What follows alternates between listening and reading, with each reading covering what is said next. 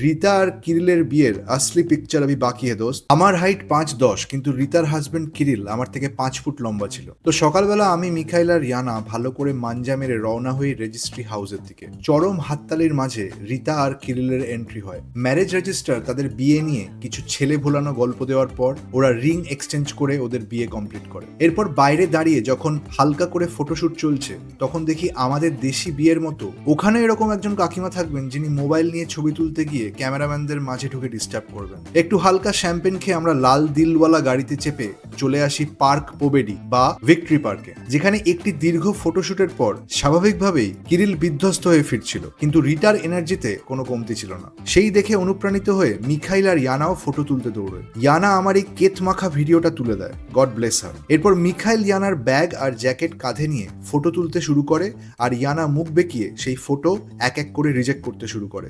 Mikhail বরাবরই dedicated এবং determined, তাই সে হাল ছাড়ে না, আর আমি হারামজাদা সাইডে দাঁড়িয়ে খিল্লি করতে থাকি, যার যা কাজ। এর পরের ভিডিওতে আসল মজার গল্পগুলো বলবো, যেখানে আছে রাশিয়ান বিরিয়ানির ধাক্কা, আমার জনমোহিনী স্পিচ, রিতার বাবা ভোভার মন মাতানো নাচ, রাশিয়ান গানে রাশিয়ানদের নাচ, ইন্ডিয়ান গানে রাশিয়ানদের নাচ ইত্যাদি।